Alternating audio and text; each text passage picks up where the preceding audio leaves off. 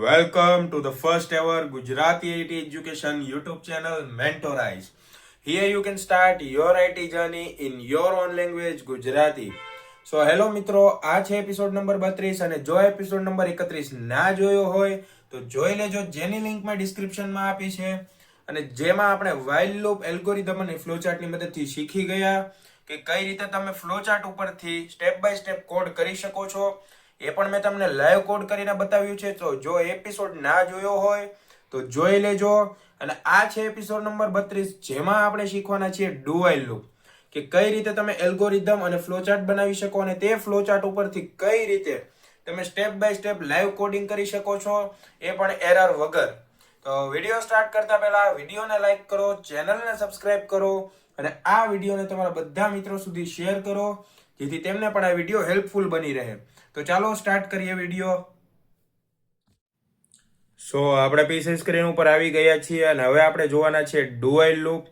સો અહીં સિન્ટેક્સ પણ આપી છે, એલ્ગોરિધમ પણ આપેલો છે.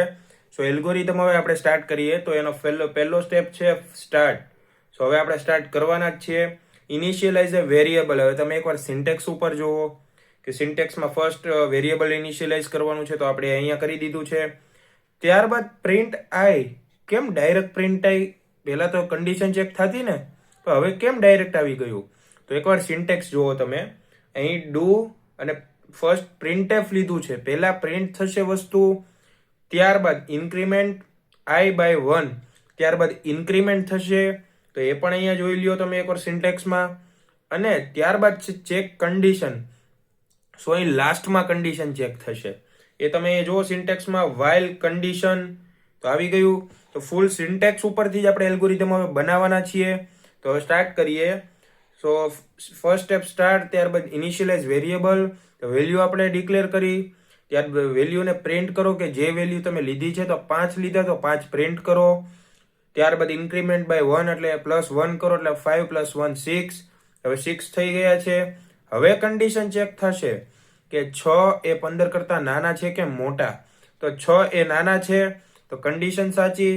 તો હવે એ પાછું ઉપર જશે, પ્રિન્ટ થઈ જશે, કન્ડિશન સાચી છે એટલે પ્રિન્ટ થયું. ત્યારબાદ પાછો એમાં 1 નો વધારો થયો, 7 થયા.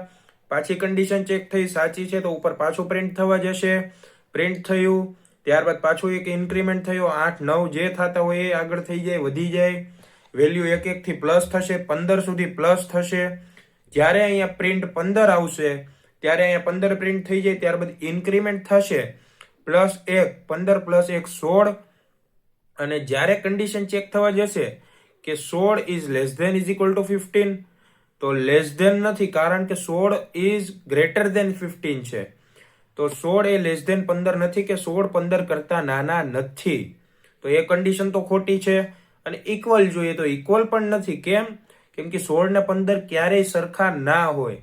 તો એ પણ ખોટું છે. તો અહીંથી તમારે લૂપ છે એ એન્ડ થઈ જાય, કારણ કે ફોલ્સ છે આ કન્ડિશન આખી. લાસ્ટમાં જુઓ, if condition false so stop. તો અહીંથી સ્ટોપ થઈ ગયું. તો હવે આપણે જોશું ફ્લોચાર્ટ. ફ્લોચાર્ટમાં પણ સેમ જ છે, પહેલું સ્ટાર્ટ, તો અહીં પણ સ્ટાર્ટ. હવે એલ્ગોરિધમમાં ઇનિશિયલાઇઝ અ વેરિયેબલ, તો આપણે અહીંયા ઇનિશિયલાઇઝ કરી દીધું કે i ઇઝ ઇક્વલ ટુ 5. જ્યાંથી સ્ટાર્ટ કરવું છે ત્યાં વેરિયેબલ કરી દીધું ડિક્લેર. ત્યારબાદ પ્રિન્ટ i. તો અહીં પણ તમે જુઓ પ્રિન્ટનું ઓપ્શન આપી દીધું છે. પછી ઇન્ક્રીમેન્ટ બાય 1, તો ઇન્ક્રીમેન્ટ થઈ ગયું. અને ત્યારબાદ લાસ્ટમાં કન્ડિશન ચેક કરી, એટલે લાસ્ટમાં અહીંયા ડાયમંડ બટન આપ્યું છે, તમે જુઓ. અને જ્યાં સુધી સાચું પડશે ત્યાં સુધી આમ લૂપ ચાલ્યા કરશે, ઉપરથી નીચે ઉપરથી નીચે. તો લૂપ ચાલી ગઈ, જ્યારે કન્ડિશન ખોટી ત્યારે આ સ્ટોપ થઈ જશે અને લૂપ અહીંથી પૂરી થઈ જશે. ઓકે. સો હવે આપણે કમ્પાઇલર ઉપર જવાના છીએ. તો તમારા મોબાઈલ અથવા પીસીમાં કમ્પાઇલર ઓપન કરી લો અને મારી સાથે સાથે step by step live code કરો. તો આપણે હવે કમ્પાઇલર ઉપર જઈએ. સો હવે આપણે કમ્પાઇલર ઉપર આવી ગયા છીએ અને હવે આપણે લખવાના છીએ અત્યારે ડુ વાઇલની સિન્ટેક્સ. તો તમે પણ તમારા મોબાઈલ અથવા પીસીમાં લખી લો. સો સૌ પ્રથમ આપણે ડુથી સ્ટાર્ટ કરવું પડે કે વાઇલથી? ડુથી સ્ટાર્ટ કરવું પડે, કારણ કે નામ જ ડુ વાઇલ છે. સો ડુ અને ત્યારબાદ શું કરવાનું છે? તો જેમ તમે જોયું હતું કે આપણે સૌપ્રથમ પ્રિન્ટએફ લેવું પડે.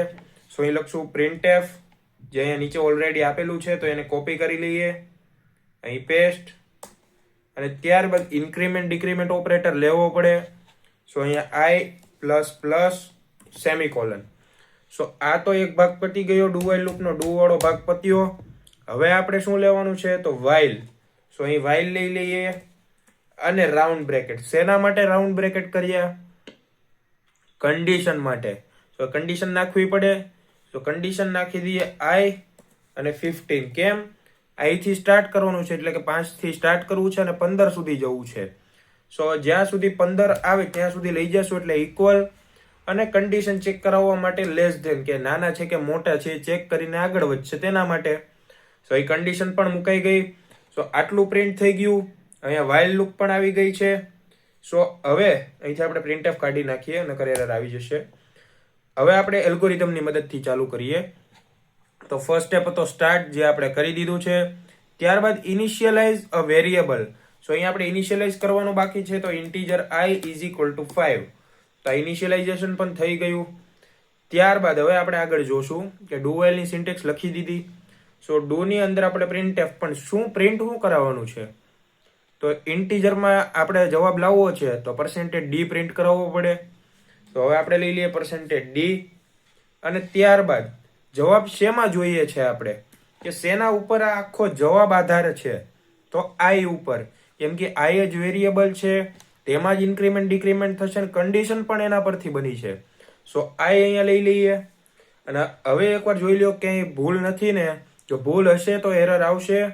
આપણે પ્રોગ્રામ રન કરી જોઈએ. સો એરર આવી ક્યાં? તો તમે જુઓ ડુ વાઇલ છે ત્યાં વાઇલમાં જુઓ લાસ્ટમાં તમે અહીંયા કન્ડિશન આપી પણ સેમિકોલન નથી આપી. કેમ સેમિકોલનની એરર આવી એ હું તમને સમજાવું. કે જ્યારે આપણે આ વાઇલ લૂપ લેતા, કન્ડિશન આપતા, પરંતુ ત્યારે આપણે કર્લી બ્રેસીસ કરતા. આ છગડીયો કાઉન્સ દેખાય તમને? એ કરતા હતા એની પાછળ, પણ અહીંયા કાંઈ નથી. એના માટે આપણે સેમિકોલન લગાડવું પડે. અને હવે તમે એક હજી વસ્તુ જુઓ, અહીં વધારાનો એક છગડીયો કાઉન્સ છે એવું પણ બતાવે છે. હવે પ્રોગ્રામ રન કરીએ તો હવે આવી ગયો જવાબ. તો તમે એરર જોઈ કઈ રીતની એરર આવી શકે. મેં તમને પહેલા પણ કીધું હતું કે એક સેમિકોલનને લીધે પણ એરર આવી શકે. તો એ તમે જોયા છે. સો આઈ હોપ કે તમને આ સમજાઈ જ ગયું હશે. ના સમજાયું હોય તો રિવાઇન્ડ કરીને જોઈ લ્યો. અને જેમ મેં તમને કીધું તો આન્સરમાં સ્પેસ મૂકી દો એકવાર, એટલે તમારા જવાબમાં જગ્યા છૂટી થઈ જશે. તો આ અલગ અલગ જવાબ થઈ ગયા. અને જો આન્સર તમારે એક લાઈનમાં જોઈએ છે તો સ્પેસ આપણે સ્લેશ કરી દઈએ છીએ અને એન કરી દઈએ છીએ. તો જુઓ જવાબ લાઈનમાં આવી ગયો. સો આ હતું આ જે ડુ વાઇલ લૂપ. સાવ ઈઝી હતું. જો ના સમજાયું હોય તો જોઈ લો એકવાર. સો આવતા એપિસોડમાં મળશું. તો વિડીયોને લાઈક કરો, ચેનલને સબસ્ક્રાઇબ કરો અને આ વિડીયો તમારા બધા મિત્રોને શેર કરો, જેથી તેમને પણ આ વિડીયો હેલ્પફુલ થઈ રહી છે. તો મળીએ નેક્સ્ટ એપિસોડમાં.